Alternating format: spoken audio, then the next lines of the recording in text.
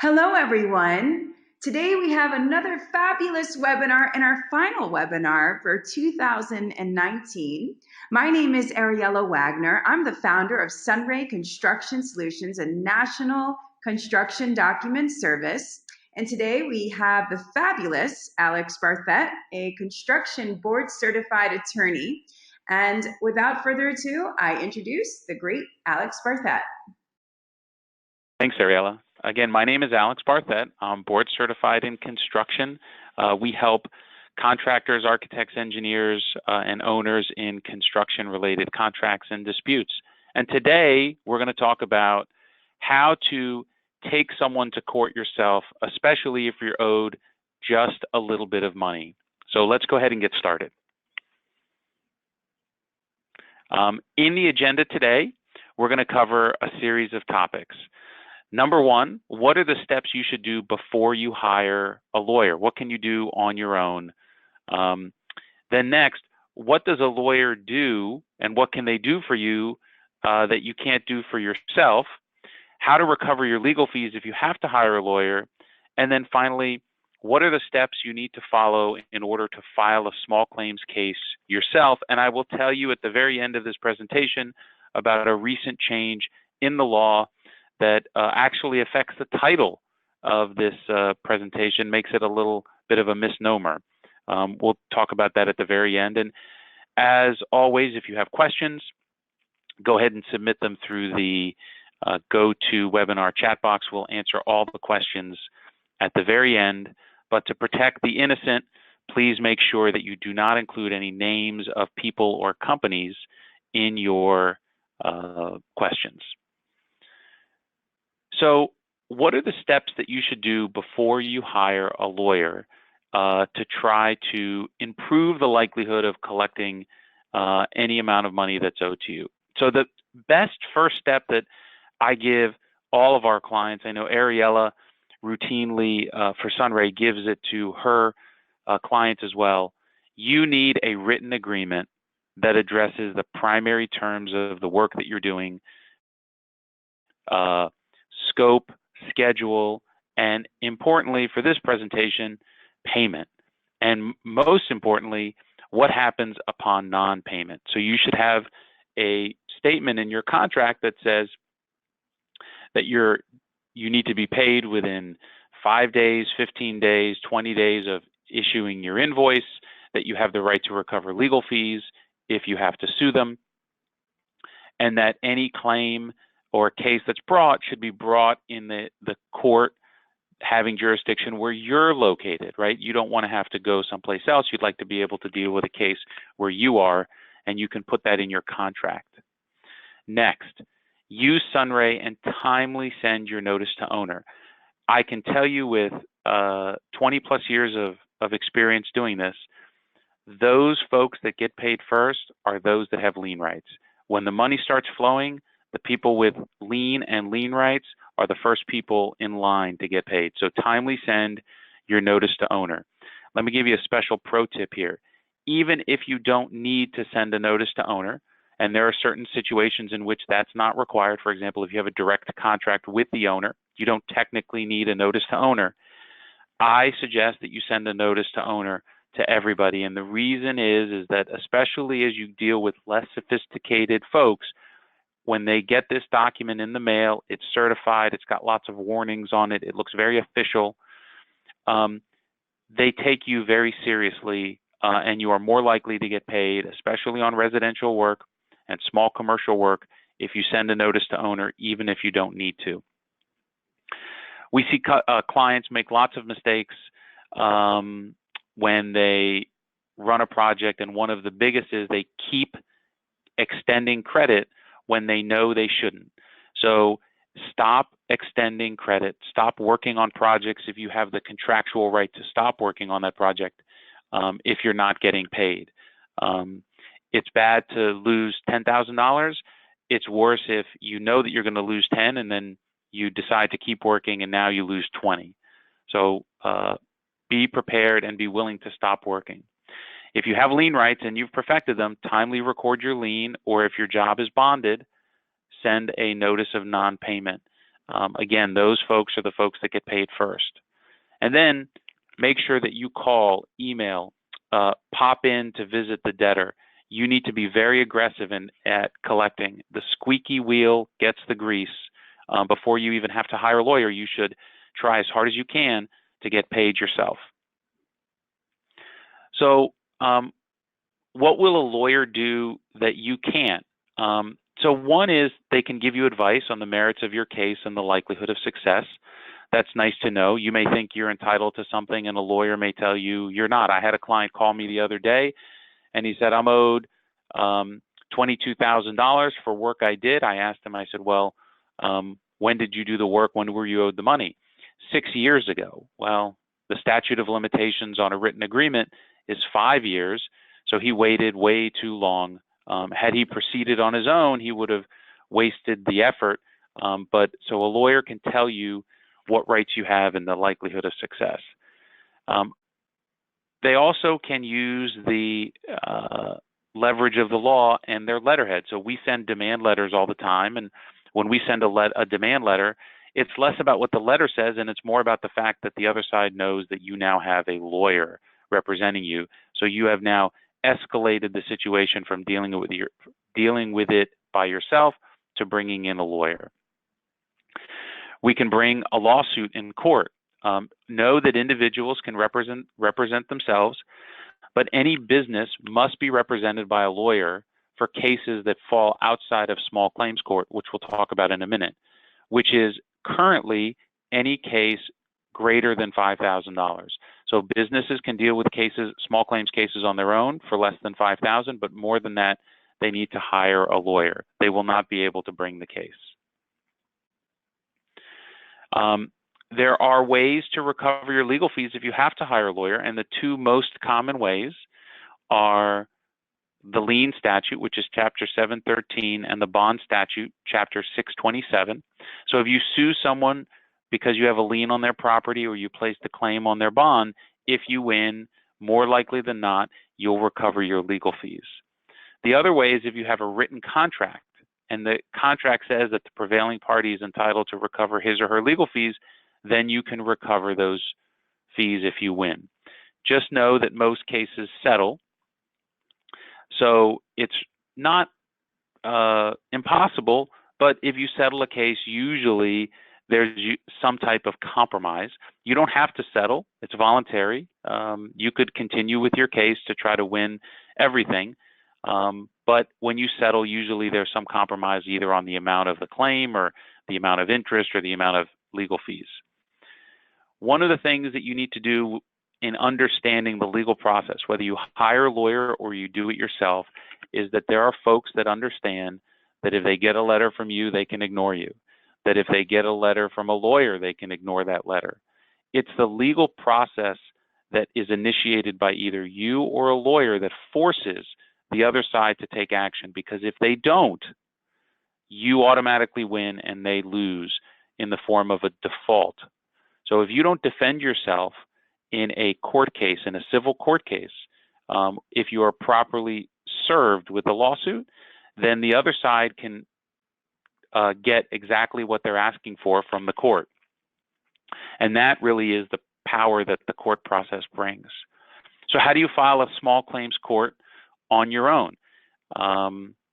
So every claim that you bring in small claims court, you can bring either as an individual or as a business, and it has to be less than $5,000. That's the jurisdictional amount of the small claims court currently. So if you're owed $6,000, you can still take them to small claims court on your own. Just know that the court cannot award you more than $5,000. Now, on January 1st, 2020, so just a couple of days from now, that amount increases to $8,000. So the jurisdictional amount of the small claims court on January 1st, 2020 is $8,000. So if you're going to file a case today and you're owed $7,000, wait till January 1st, and then you can bring it for the full amount, and you can potentially recover the full amount. So what are the other steps that you need to take? So you're going to prepare what's called a statement of claim. I think this is out of order. There it is. You're going to file a statement of claim and pay a filing fee, which is usually about $300. The statement of claim is a very simple form that you can get from the clerk's website. I'm going to show you how to do that in a minute. You get that form, you fill it out with the basic information about your claim. Who are you? Who is the defendant? A brief statement about how much you're owed and why you're owed. It literally is a few sentences long. And you file that with the clerk's office and you pay a filing fee. In round numbers, it's about $300. Then you need to get the clerk to issue what's called a summons. This is the court paper that says there's a court case pending against the defendant that you've now named in this case.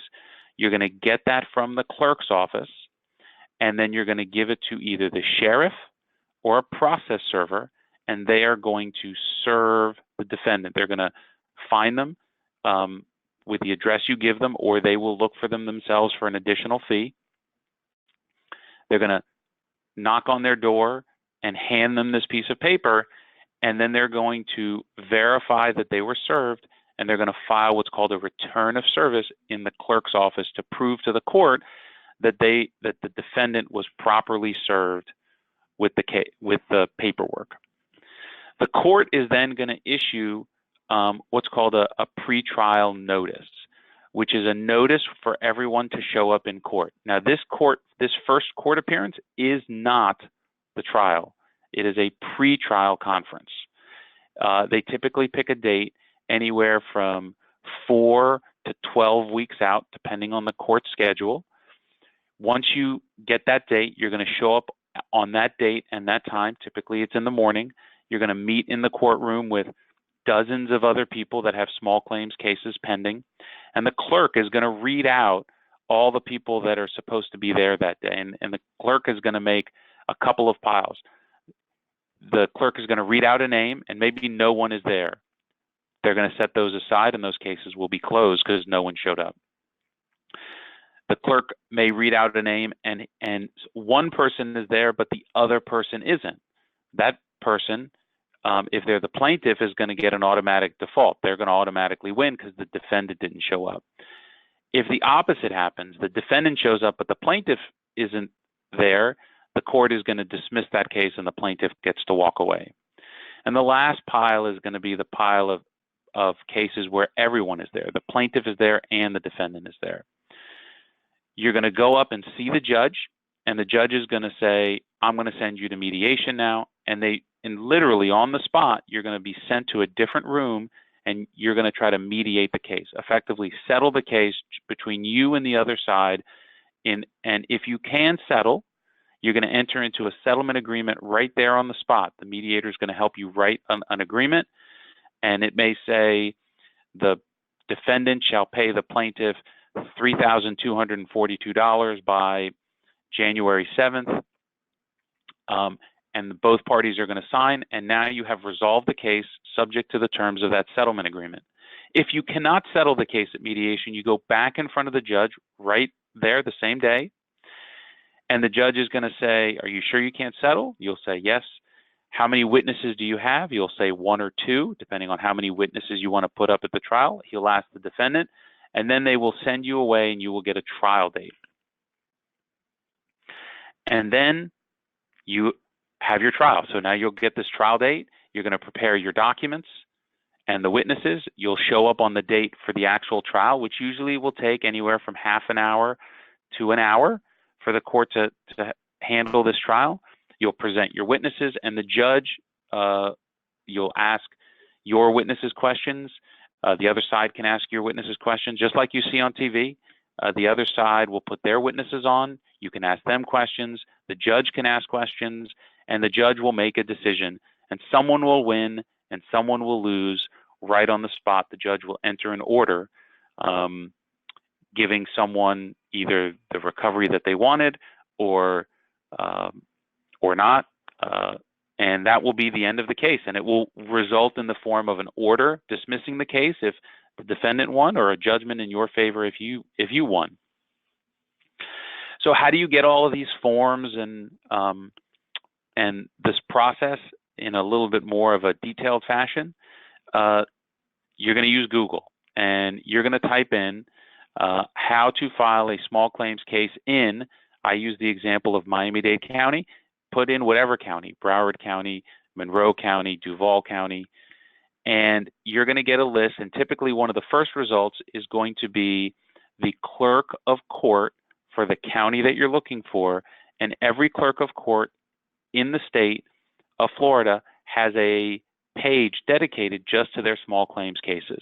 And it's going to step through the entire process with links to all the forms you need so that you can file your case in small claims court in that county. And it will detail in much greater detail than I've described to you now the process that you will follow to proceed with your small claims case. Once you get the judgment, meaning if you do all the steps that I told you and then you won, then you have now a judgment, and that judgment allows you to collect money from the other side. And there are different ways to do it. You can garnish bank accounts. You can have the sheriff go pick up assets. That gets a little more complicated, but again, if you look on the clerk of court website for the county that you're in, they typically have pamphlets and resources on not just how to file a small claims case, but how to collect on a judgment and some options that you have if you are the holder of a judgment. So with that, I will open it up to any questions that you have. So go ahead and submit any questions you have through the GoToWebinar chat box. Ariella will let us know if we have any questions as they come in, but let me give you a little bit more information. If you want to know more about construction law, contracts, and collections, you can go to iTunes, Google Play, or Stitcher and listen to our weekly podcast. And we have our 2020 calendar already set up. If you go to sunraynotice.com/education, you can sign up for any of our upcoming seminars. Our next one is on January 16th, our next webinar, January 16th, and it's on how much credit can I extend to my customer before I get screwed. We'll talk about the process and logic to use in extending credit to your customer, how to verify how much to give, what you should consider in giving that credit, how you can better protect yourself. We also have a seminar, live seminar on February 18th in Miami. That's a 3-hour seminar where we take a deep dive into liens, bonds, and contracts. You can find all of this at sunraynotice.com/education. So Ariella, do we have any questions? We do not have any questions, but if you go to the next screen, you have our contact details. And if anyone thinks of a question after this webinar, please feel free to send Alex or myself an email, and we would be happy to get back to you. Alex, another incredible webinar, and a fabulous way to end our webinars for the year. And I wish everyone a happy, healthy New Year, happy holidays to everyone. Thanks, everybody. Have a great day.